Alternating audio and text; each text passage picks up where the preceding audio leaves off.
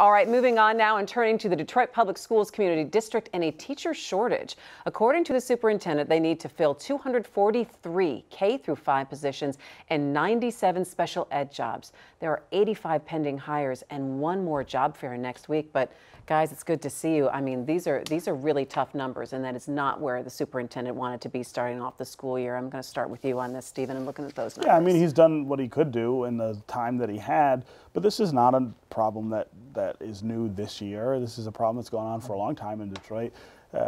It's about the way we treat teachers. It's about the way we value teachers. It's about the way we make sure that they get the things they need, not just the money, but also the resources in the classrooms.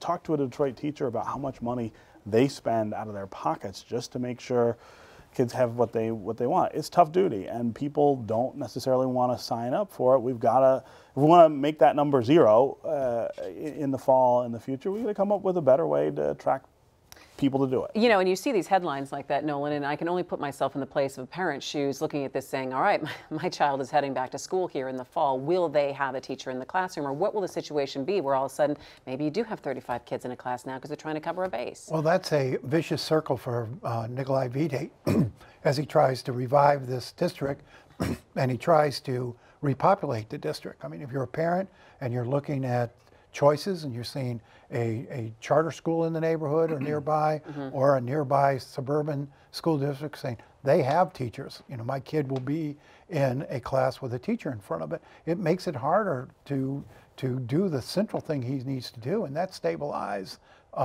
enrollment. At the same time, you know, hiring that many teachers in such a short time period works against the other goal of bringing quality teachers in the classroom. I mean, you don't have a whole lot of time now to sort out the really good teachers from the ones you'd rather probably not hire. You're going to hire them, they're going to get in the classrooms, get in a union, and now you're going to be stuck with them for the long term. And the reality is the worst teachers will stay longer than the better ones. It's just a horrible situation he faced. You know, I think what is also interesting that I saw this week as well is looking at reaching out to a lot of the parents in the district. They've made these, they're going to have these summits where they want parents to come in and give some feedback and what they'd like to see.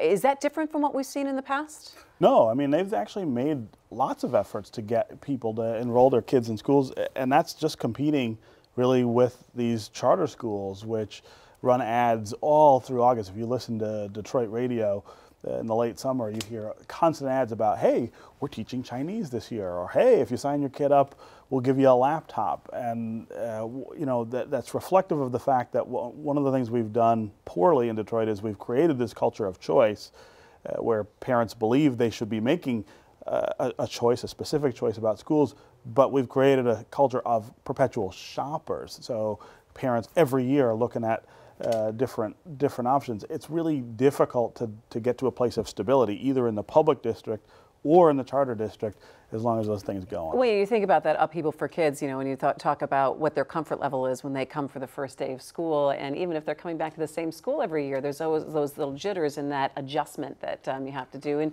And you think that a lot of these kids have maybe gone from school to school, or they've gone from a different point. You know, I've got 3 grandkids returning to school in a couple weeks. They already know who their teacher's going to be, you know, the ones in elementary school. They know who's going to be in front of them in the classroom. I think that's an essential thing. I think every kid should be able to go to school on the first day, and there's a teacher there who's going to be with him and her throughout that year, who's going to, you know, be sort of their focus of that education year. If you're going in and there's a substitute on day one and then another one, you know, the next week, the instability that creates right off the bat does not serve the learning process. Could they have done anything differently?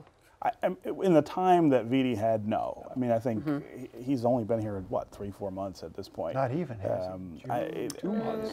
Early summer, I guess, he took the job. I think the measure for him is how much can he move the needle in a year, right? What does next fall look like in Detroit schools? And I don't know what the solution is that he can even grab onto. I mean, again, money has a lot to do with it. There are all kinds of other things that influence whether you want to teach or not in city schools that he can't fix in a short period of time. So. It'd be nice if he could make these one-year jobs at the start, because he's going to have a job fair, you said next week, right? Yeah, and 31st. You know, by this time, most school districts, there's a teacher shortage throughout the state. Sure. I mean, they've grabbed up the best and brightest. You know, I'm worried about what's left at this point, and do you really want to give those people long-term jobs, or do you want to give them one-year contracts, sort out, see what you can do in terms of bringing them along, and then go through a more deliberate process of getting really high-quality teachers in these schools?